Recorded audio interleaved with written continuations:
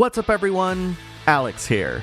The Japanese demo for Persona 5 Scramble, The Phantom Strikers, just came out recently on the PS4 and Switch, and I wanted to share my impressions of how exactly the folks at Omega Force managed to capture the look and feel of Persona 5, but in an entirely different genre. Please keep in mind that I do not know how to read Japanese, so this video will mainly focus on the gameplay and presentational aspects of the demo. I will say though, that Persona 5 Scramble is, in fact, a sequel to the events of Persona 5. That's one of the things the S stands for, by the way. So if you're still working on finishing Persona 5, or you're planning to play it in the future, I highly recommend skipping this video to avoid potential spoilers. From this point on, I will be referring to Persona 5 Scramble by its Western title of Persona 5 Strikers, so don't be alarmed when you hear it. It's not a new game. Omega Force has been known to make Dynasty Warriors, or Musou-style games, forever, spanning as far back as the PS2. Naturally, when people saw that P5S was, in fact, being developed by them, the obvious knee-jerk reaction would be that it'll be in line with previous efforts. Little do people know that they have been, in fact, trying to expand their skill set.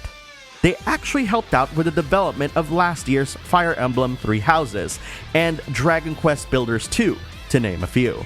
As a result of their experimentations over the years, Persona 5 Strikers feels so much more than just another Dynasty Warriors reskin, and much care has been taken to ensure that even though this game's an action game, that it still embodies the quality we've come to expect from the series. The first battle starts off by allowing players to come to terms with a new style of combat, which, if you played previous Musou games, should be very familiar. You press the light attack button several times, square on the PS4 or Y on the Switch, then press the heavy attack button, triangle or X, to unleash a unique combo ender. In order to use skills in Persona 5 Strikers, you hold down the R1 or R button, which then pauses the game, then select the skill you want to use. During this time, you can actually move where Joker is facing to aim your skills, in addition to seeing where the area of effect falls. When the area you're aiming at has an enemy that's weak to the skill you want to cast, it'll be visible on the UI itself, and if you manage to nail them with the skill, you can do a follow-up attack by pressing the circle or A button right away. You can also use your gun by holding the L1 or L button and then pressing R1 or R button to shoot the targeted enemy. In a later battle, you'll be taught how to use the environment as part of your attacks. Just aim at the nearest interactable environment, press circle or A, then press triangle or X to initiate an attack from that object. If you manage to break an enemy shield, you can press circle or A to do an all-out attack with your entire party. I saw a tutorial on technicals too, but alas, I don't read Japanese, so I didn't really understand how it works in this game. And in this demo at least, I couldn't figure out how to change characters either. Finally, when the meter on the left side of Joker's face fills up, you can deliver a massive attack with your persona called Showtime by pressing triangle and circle, or X and A together.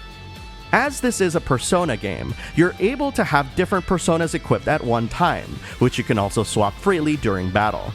How exactly Persona fusions will work, as well as the kinds of fusions you can perform, was not available in the demo. I didn't really quite get how dungeon exploration is going to work in a final game, given that all of the battles were pre-scripted. However, it does seem as though battles are initiated by encountering shadows on the field, which will then spawn more varied shadows as the battle begins. This means that enemies don't just linger around the field like in previous Musou games, setting a mood that makes Persona 5 Strikers feel a lot closer to the original game. The controls you have when moving around the field is pretty much the same as when you're in battle, with the cross and B buttons mapped to allow you to jump, L2 or ZL allowing Joker to scan the environment, and the R2 or ZR buttons allowing you to dash and run.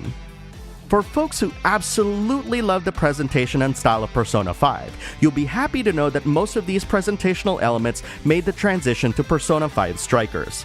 Persona 5's familiar animated dialogue boxes make their appearance here, along with a Striker-style rendition of Persona 5's cutscene borders.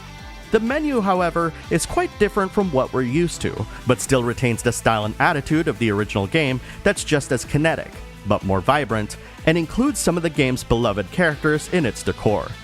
Lastly, the battle results screen feels plain by comparison, and it's a bit of a shame, given that the rest of the game's presentation is so meticulously designed and well thought out. The demo for Persona 5 Strikers feels as though there's a lot more work put into this game than previous Musou collaborations, and it definitely shows. I loved what I played of the game so far, and was genuinely pleased with how fast and responsive the demo was on both platforms, despite the Switch version being capped at 30 FPS and the PS4 running at 60 FPS. Persona 5 Strikers doesn't have a concrete release date yet for the West, but you can certainly try out the demo yourself if you have a Japanese PSN or Switch account. Persona 5 Scramble, The Phantom Strikers, will be out in Japan on February 20 for PS4 and Switch. But before I go, I want to encourage people to ask questions about the demo in the comments below. And if you have played a demo, I want to read your thoughts about it as well. Thanks a lot for watching, and have a great gaming week.